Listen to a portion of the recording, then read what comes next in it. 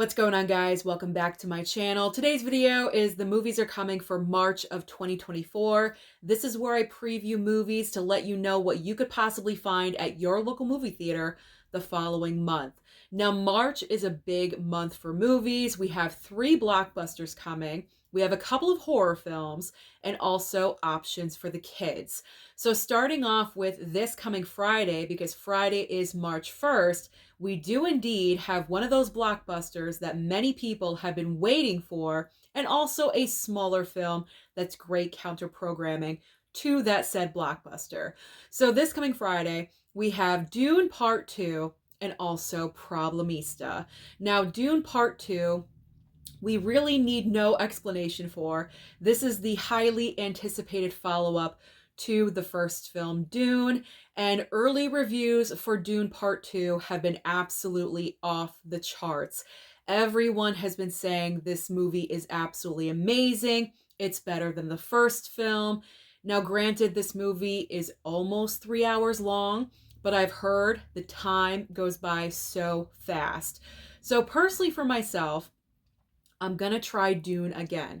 I'm going to try to rewatch it and actually understand it, because that's where my difficulty lies with Dune. I don't really get what's going on. I'm one of those people. It takes a couple of watches for me to actually start to understand what is happening in the movie. Trust me, I would like to understand what's going on. I think spice is important if I'm understanding the first movie correctly. Try to help me out. Comment down below. I would appreciate all the help I could get. I'm probably going to rewatch Dune maybe Wednesday or Thursday night.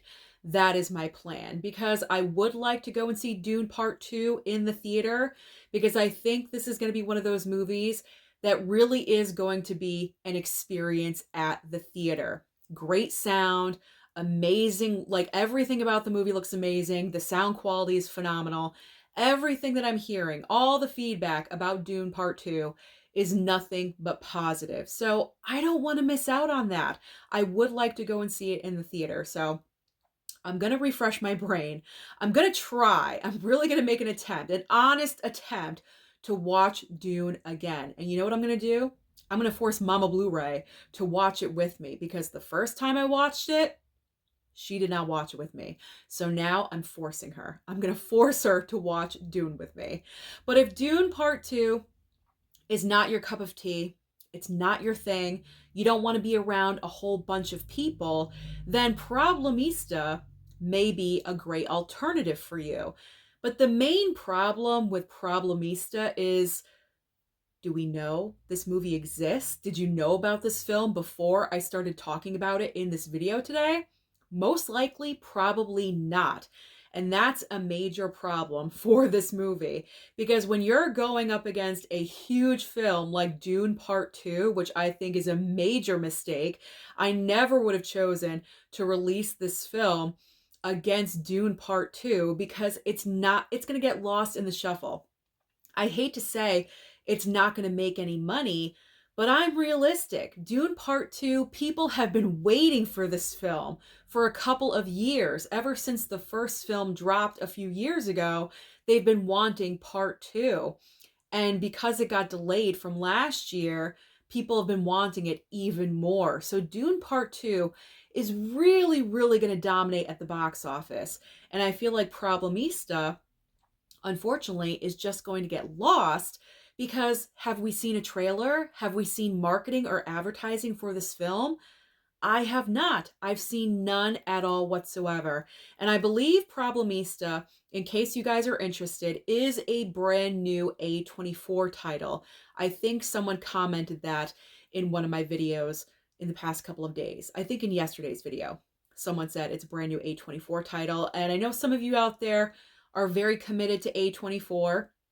I like A24 titles too. So I'm not ruling out seeing Problemista sometime in the future, but not anytime soon.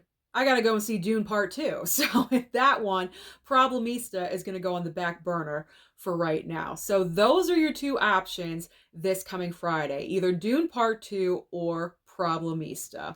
All right, let's move on to the following Friday, which is March 8th. We have 3 brand new movies being released, starting off with a brand new horror film from Blumhouse called Imaginary. Now, if you've been to the theater in the past couple of months, you have definitely seen the trailer for Imaginary. They have been marketing this movie like crazy. I'm sure there's been other marketing on social media, but every single time I've gone to see a movie at the theater, I'd say in the good past month, month and a half, I have seen the trailer for Imaginary every single time. And it looks creepy. It looks really, really creepy and really, really just creepy. Just creepy. Because here's the premise: you have this woman returning to her childhood home where apparently she left her imaginary friend named Chauncey the bear, I believe. And he's really, really mad and annoyed that she left. So upon her return, he's getting even or something like that.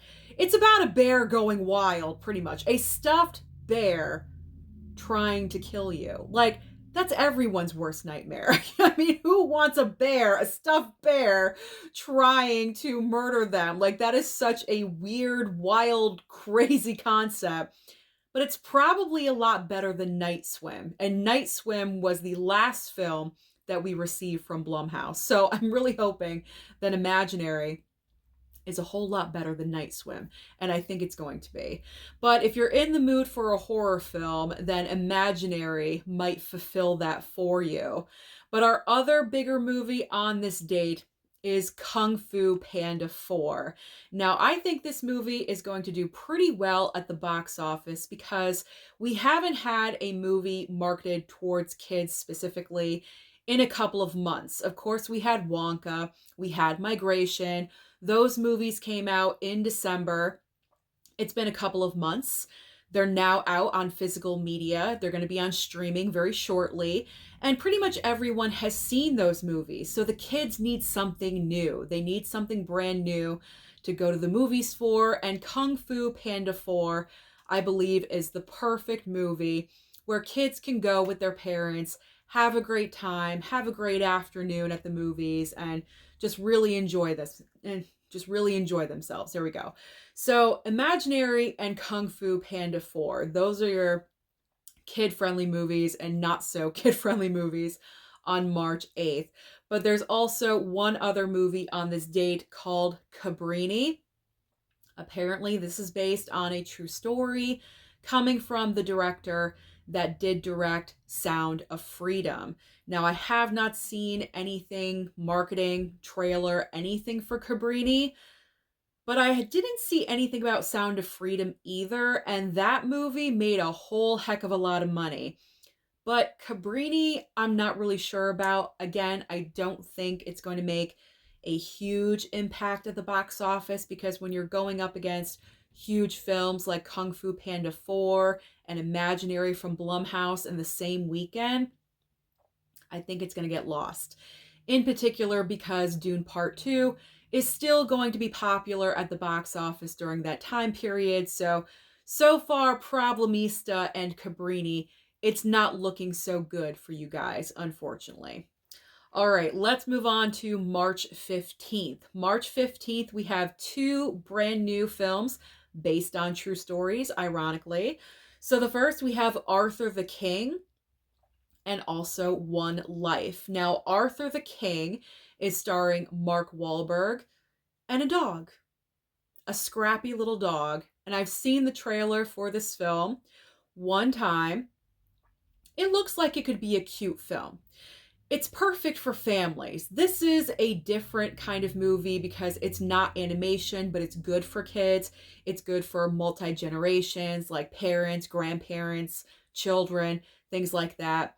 Kind of like how Wonka was so good for multi-generations. I think Arthur the King is going to be one of those movies that's going to be the same for multi-generations. Anyone could go and see this movie together and have a good time, especially if you're a fan of Mark Wahlberg.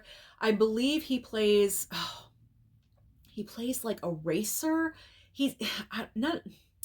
He's in This sounds so dumb.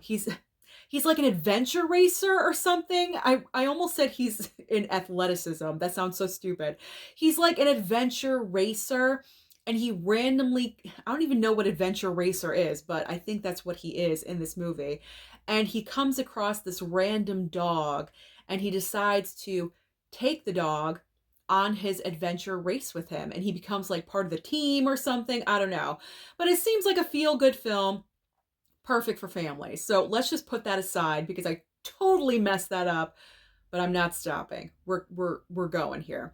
So the other movie called One Life, starring Anthony Hopkins, is the other option on March 15th, and I don't really know what to say about this movie.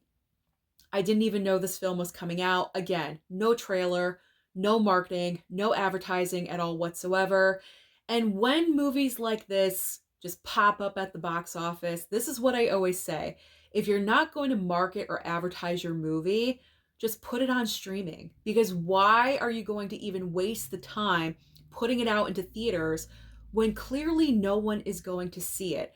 I hate saying that. I really do. It sounds mean, it sounds cruel, but why are you wasting the time? Because it's not going to make any money. No one's going to go and see this. No one knows anything about the film.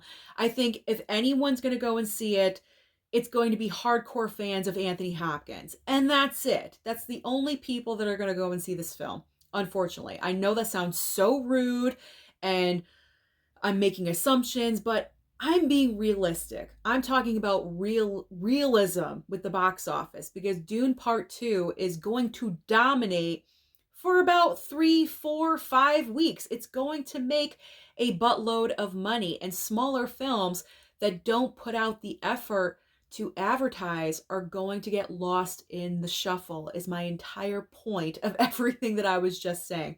I feel like this entire middle section of the video is just me blabbing on and on. But that's the truth. I love movies. You guys know that I do. I just wish that, the studios, the executives that make these decisions about these films would just put in a little bit more effort for the smaller movies, because they deserve it too.